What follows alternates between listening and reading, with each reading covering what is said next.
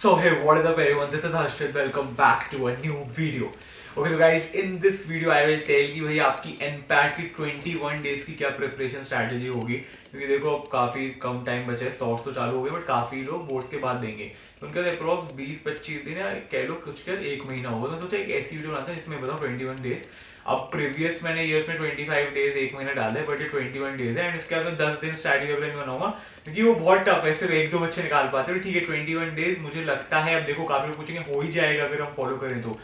अगर आप अच्छे से करो तब के हाई चांसेस है कि क्या पता हो जाए, बट श्योरिटी किसी चीज की नहीं। देखो बच्चे और भी मंथ से ईयर से एक दो साल से प्रिपेयर कर रहे होते हैं, आईपी मैट के लिए करते हैं वो 2 साल से, तो इम्पैक्ट तो ऑब्वियसली हो जाती है, तो कुछ गारंटी नहीं है। बट आप अपना बेस्ट दो ना, और क्या आपके पास ऑप्शन है। ठीक है, तो वीडियो का एंड तक देखना, आपके लिए बहुत यूजफुल रहेगी। Step by step important topics भी बताऊंगा हर सेक्शन से कितने मार्क्स तक क्या आता है, जिससे आप उसके अकॉर्डिंगली प्रिपरेशन करो। एंड वो सारी चीजें इस वीडियो में आपको स्ट्रैटेजी बताऊंगा तो उससे भी रिलेट करेंगी।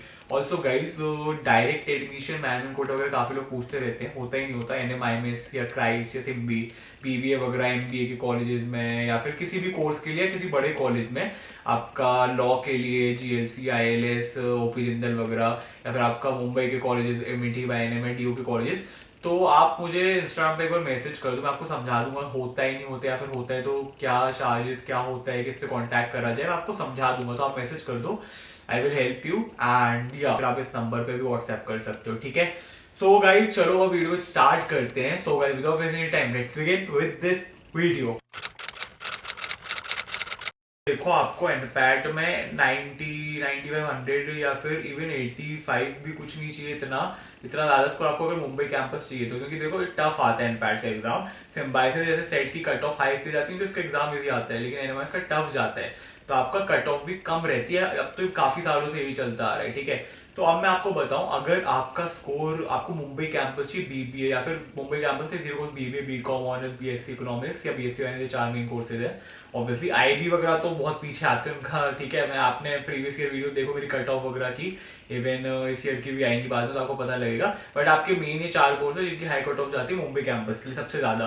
बाकी आप कैलकुलेट कर सकते हो और नीचों के लिए तो कितनी होगी। एंड बाकी मैंने लाइक लास्ट ईयर 2-3 साल में वीडियो बनाई है, उसमें डिटेल में कट ऑफ वगैरह बताइए, जाके नहीं देखा तो आप मेरी NMIMS की प्लेलिस्ट चेक कर सकते हो। तो अब देखो इसमें मैं बात करूं तो भैया आपके अगर 3 सेक्शन है तो आपने 2 सेक्शन भी स्ट्रॉन्ग अच्छे से आपने कर लिए प्रिपेयर, एंड एग्जाम में आपने 4 आग लगा दी 2 सेक्शन में, आपका सिलेक्शन हो जाएगा मेन कैंपस जिस भी कोर्स के लिए अप्लाई कर रहे हो। क्योंकि बेसिकली अगर 40 मार्क्स का सेक्शन है, आपके 35 प्लस 2 सेक्शन में आ गए, 70 ऑटोमेटिकली आ गए। फिर तीसरा कोई भी सेक्शन उसमें भाई आप नेगेटिव मार्किंग तो है नहीं, तुक्के मारोगे, कुछ तो तुक्के सही होंगे। तो इन शॉर्ट बोलो तो जनरली सिलेक्शन ऐसे हो जाता है, 2 पे इतना स्ट्रॉन्ग कर लो कि उसमें तो आप आग लगा दो। ठीक है, तो अब देखो मैं पहले इंपॉर्टेंट टॉपिक्स बता देता हूँ आपको इस सेक्शन के, उसके बाद मैं स्ट्रैटेजी जल्दी से बता दूंगा जिससे आपको चीजें और अच्छे से क्लियर समझ में आई। ठीक है, तो मेरे पास लिखा हुआ है सब कुछ स्ट्रैटेजी वगैरह, काफी सालों 4-5 साल का एनालाइज करके मैं बता रहा हूँ आपको। तो अपने साल मैंने 2020 में अटेम्प्ट किया तो उसका भी इंक्लूड करके कैसे क्या रहता है। तो मैं सबसे पहले कॉन्स की बात करूँ तो कॉन्स में जो सबसे ज्यादा वेटेज आती है अर्थमेटिक, मतलब ऑब्वियसली कॉन्स के अंदर भी सब टॉपिक्स रहते हैं, आपको अर्थमेटिक से काफी ज्यादा आते हैं। अर्थमेटिक में क्या क्या आ जाता है आपका, percentage, profit and loss, discount, compound interest ratio, proportion, distance, फिर areas and volumes, 2D 3D ये सब आ जाते हैं। तो आप मान के चलो टोटल उसके 16 क्वेश्चंस आते हैं अर्थमेटिक के, तो आप समझ जाओ भैया सबसे ज्यादा इंपॉर्टेंट तो एक ये है। फिर उसके बाद आपका एलजेब्रा आता है 8 मार्क्स का। आपका एलजेब्रा में क्या आ जाता है, APGP आ जाता है, लीनियर इक्वेशंस आ जाती है, क्वाड्रेटिक इक्वेशंस आ जाती है, बाकी बेसिक एलजेब्रा जो आइडेंटिटीज होती है। ठीक है, फिर आपका बाकी सब 4-4 मार्क्स का आता है, जैसे आपका नंबर सिस्टम हो गया, फिर सेट्स एंड फंक्शंस हो गया, फिर स्टैटिस्टिक्स एंड प्रोबेबिलिटी हो गया, फिर ट्रिग्नोमेट्री हो गया। आपका ये 4-4 मार्क्स आते हैं, बट जो मेन थे आपका अर्थमेटिक एंड फिर आपका एलजेब्रा मेन थे, तो उसके जो टॉपिक्स बताए वो बहुत इंपॉर्टेंट। ठीक है, आई होप गाइस आप पेपर ले रहे हो, जैसे भी लैपटॉप में करने कहीं भी आप नोट डाउन करते रहो, या फिर अभी तक नहीं किया तो वापस वीडियो कर लो, क्योंकि आप लिखोगे, आप स्ट्रैटेजी सुनोगे तभी हो पाएगा। अगर आपके पास टाइम नहीं है तो ऐसे आप सोचोगे नहीं बाद में देख लेंगे, मन में नहीं हो पाएगा। ऑनेस्टली मैं हर साल यही चीजें बोल रहा हूँ, बट ये फैक्ट है। ठीक है, जो लोग के लिए वर्कआउट करती है स्ट्रैटेजी वो वैसे ही जो फॉलो किया होगा। आपका मैं रीजनिंग की बात करूं तो आपका सबसे ज्यादा जो वेटेज के आता है वो आपका डेटा इंटरप्रिटेशन, एक तो आता है 10 मार्क्स का क्रिटिकल रीजनिंग 10 मार्क्स का आता है, डेटा सफिशिएंसी वगैरह 5 मार्क्स का, वर्बल लॉजिकल रीजनिंग 5 मार्क्स का, एंड आपका न्यूमेरिकल रीजनिंग 6 मार्क्स का। तो यार रीजनिंग का तो ऐसे ही रहता है, इतना कुछ बहुत कॉम्प्लेक्स इंपॉर्टेंट टॉपिक्स नहीं बता सकते, बट हाँ डेटा इंटरप्रिटेशन में फोकस करो, क्रिटिकल रीजनिंग पे फोकस करो, मेन 10-10 मार्क्स का 20 नंबर तो ये हो गया, बाकी नॉर्मल सब है। ठीक है, एंड अब इंग्लिश पे आ जाते हैं, इंग्लिश में किस हिसाब से डिवाइडेड है। तो इंग्लिश में सबसे ज्यादा रीडिंग कॉम्प्रिहेंशन ऑब्वियसली 15 मार्क्स का आएगा, तो वो अच्छे से अटेम्प्ट करना, काफी लोग वो जल्दी जल्दी में कर देते हैं। बट इंग्लिश सबसे ज्यादा स्कोरिंग सेक्शन है इंग्लिश में, तो ट्रस्ट में आपके 40 में से 35 आने ही चाहिए, नहीं आ रहे फिर दिक्कत है। एंड मैं तो बोलूंगा 38-40 भी आ जाए तो बेस्ट है, क्योंकि सबसे ज्यादा स्कोरिंग सेक्शन तो बहुत ईजी लगता है मेरे को ये। एनपैट का मैंने खुद दिया तो मुझे आइडिया है, एंड हर साल पेपर भी देखता हूँ। फिर आपका अप्लाइड ग्रामर 8 मार्क्स का, 4 नंबर का वोकैबुलरी, आपका यूजेज, फिर आपका सीक्वेंसिंग ऑफ आइडियाज, एंड आपका 5 नंबर का एरर रिकॉग्नाइजेशन आता है। बेसिकली इंपॉर्टेंट टॉपिक्स की बात करूँ तो ये थे मार्क्स के हिसाब से। तो मैंने जो मार्क्स मतलब जो टॉपिक बोले ज्यादा मार्क्स के आते हैं गाइस उनको पहले अटेम्प्ट करना है, ठीक है। स्ट्रैटेजी बताता हूँ। अब 21 डेज है, सबसे पहले आप 2 सेक्शन स्ट्रॉन्ग बना लो, एंड अपने जो आपको लगता है बेस्ट सेक्शन आपका होगा उससे स्टार्ट करो। फॉर एग्जांपल आपको अगर लगता है आपका स्ट्रॉन्गेस्ट सेक्शन इंग्लिश है, तो मैं बोलूंगा उससे स्टार्ट करो, उसके अकॉर्डिंगली आप करने बैठना, ठीक है। तो आप लेके चलो, आप अगर 21 डेज है तो आप इंग्लिश को 3 to 4 डेज दे सकते हो। इंग्लिश अगर आपका स्ट्रॉन्ग है, आपका कोई और स्ट्रॉन्ग है तो उसको आप 3 to 4 डेज दो। अगर कोई बड़ा जैसे आपका कौन स्ट्रॉन्ग है तो 5 डे ले लो, ठीक है। तो अप्रॉक्स लेके चलो 5 दिन बोल लिया आपने एक सेक्शन में जो आपका बहुत स्ट्रॉन्ग है। उसके बाद जो सेकंड सेक्शन हो गया उसको भी आप अगेन 5 दिन दो। 5 दिन से ज्यादा मेरे को नहीं लगता लगेंगे गाइस। आपको ऑब्वियसली देखो सारे क्वेश्चंस नहीं करने, आप वही क्वेश्चंस करो जो आपको डिफरेंट दिख रहे हैं, ठीक है। आप कहीं से भी सॉल्व कर रहे हो, आपने कहीं से स्टडी मटेरियल कोई बुक ली है, तो जो आपको डिफरेंट दिख रहे हैं, यूनिक दिख रहे हैं, वो सॉल्व करो। आप 10 क्वेश्चन मत मारो सेम वेराइटी के, ठीक है, क्योंकि टाइम ही नहीं है। वो पहले करना था, अब नहीं है टाइम, तो अब स्मार्ट वर्क करना पड़ेगा, वो करना। एंड जब भी आप कुछ भी क्वेश्चन आपको डाउट लग रहा है, कुछ भी टफ लग रहा है टॉपिक, उसको आप साइड में रख लो या मार्क कर लो, कहीं लिख लो बात के लिए, ठीक है। वो बताऊंगा कब काम आएगा। तो आप 10 दिन में 2 सेक्शन खत्म कर लिए। अब बारी आई तीसरे सेक्शन की जिसमें आप वीक थे। अब इसमें गाइज ऑनेस्टली मैं जो पर्सनल स्ट्रैटेजी का बता रहा हूँ, बोलूंगा कि इसमें कम टाइम दो, ठीक है। फॉर एग्जांपल अगर आपका कॉन्स वीकेस्ट है तो आपके 10 दिन जा चुके, तो मैं आपको बोलूंगा 3 डेज मैक्स दो, ठीक है। जितना हो रहा है उतना कर लो, जो मैंने इंपॉर्टेंट टॉपिक बताया उसके हिसाब से प्रिपेयर कर लो, डिफरेंट क्वेश्चन लगा लो। जल्दी जल्दी में करोगे, मैं बोलूँ जल्दी जल्दी में कर लो, टाइम कम है इसलिए। मैं काफी लोग बोलेंगे वीक है तो ज्यादा टाइम देने नहीं, मैं बोल रहा हूँ सुनो। मैंने 4-5 साल स्टूडेंट्स को मैंने इंटरेक्ट किया, खुद भी मैं था, तो मेरे को समझ में आ गया क्या चीजें वर्कआउट करनी है। इसलिए आप कॉन्स को सिर्फ 3 डेज देना, जो भी वीक है आपका। कॉन्स जनरली लोग रहते हैं इसलिए उसको मैं सपोज करके चल रहा हूँ।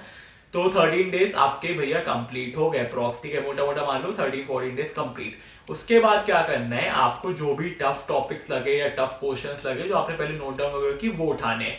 तो उसमें आप लेके चलो, उसमें 3 दिन चले गए, ठीक है। हर चीज को आप थोड़ा डिटेल में पढ़ रहे हो, तो 16 डेज आपके पास ओवर हो गए हैं। तो आपके तीनों सेक्शन निपट गए अब अच्छे से, ठीक है। आपने टफ टॉपिक्स लग रहे थे वो सब भी कवर कर लिए।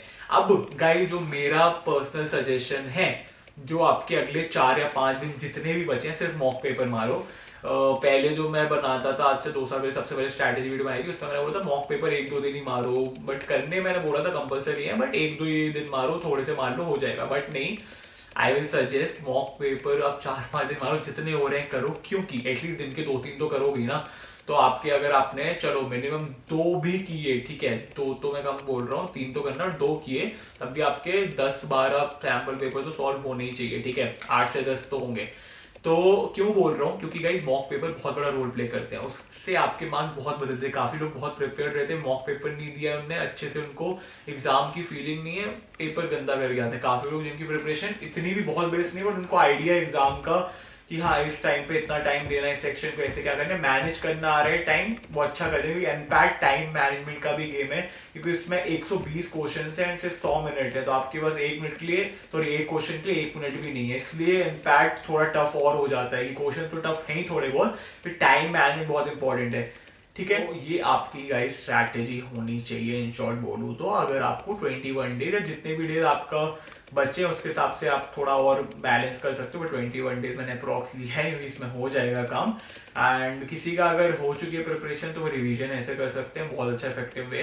किसी का कम डेज है, उनके पास ज्यादा है, थोड़ा सा मैनेज कर लो आप अपनी स्ट्रैटेजी, बट मैंने बेसिक आपको एक लेआउट दे दिया है। बाकी एग्जाम में कैसे अटेम्प्ट करना है वो सब की अलग वीडियोस आएंगी, ये मेरे को एक बेसिक बताना था सब कुछ इम्पैक्ट के बारे में, और वीडियोस आएंगे एनएमआईएस की जब एग्जाम पास में आएगा, अभी थोड़ा दूर है। तो जनरल वीडियोस और तो आ ही रही है आपकी, कॉलेज वगैरह, college facts, review, student experience वगैरह, इंटर्नशिप वगैरह, और भी कुछ थोड़ा प्लान है। तो यार स्टे ट्यून, इंस्टाग्राम पे मुझे फॉलो कर सकते हो, मुझे मैसेज करना, थोड़ा जल्दी रिप्लाई मिल जाता है। उधर भी कंटेंट आता रहता है, कॉलेज वगैरह काफी चल रहा था, उधर मिलियन व्यूज रील्स पे आ रहे थे, थोड़ा रुका है, उधर भी और कुछ नई चीजें प्लान है, जाके चेकआउट कर लो। फिर यार नीचे डिस्क्रिप्शन बॉक्स में और भी मेरे पॉडकास्ट या फिर एक दो और पेज उसके भी लिंक मिल जाएंगे। एंड या पीजी हॉस्टल का लास्ट ईयर कॉलेज को स्टार्टअप स्टार्ट किया था, उस पर भी रीडेवलपमेंट चल रहा है, तो जब तक आपका लाइक एडमिशन वगैरह होंगे वो सब चालू हो जाएगा आई होप। तो यार बाकी किसी को बहुत लोग पूछते हैं काउंसलिंग सेशन चाहिए 1-on-1, उनको अगर मुझसे काफी बहुत डाउट्स हैं, डिटेल चाहिए, तो आप मेरे 1-on-1 सेशन में एनरोल कर सकते हो। इस नंबर पर मैसेज करो या मेरे को इंस्टा पे कर दो, कोई दिक्कत नहीं, उधर से एनरोल कर लेंगे। तो उसका एक सर्टेन चार्ज ऑब्वियसली है, तो उसके हिसाब से रहेगा 1 आवर, आपको चाहिए 2 आवर चाहिए। बट ये आपको मेरा पर्सनल नंबर वगैरह भी मिलेगा उसमें, एंड डिटेल में गाइडेंस हो कि आप जब भी चाहो मुझे कॉल मैसेज कर सकते हो, उस नंबर पे सपोर्ट रहेगा टिल द टाइम आपका एडमिशन हुआ नहीं, आपका एडमिशन तक लास्ट डे तक, ठीक है। तो बस चलिए तो नेक्स्ट वीडियो में, so guys till then stay happy, stay safe.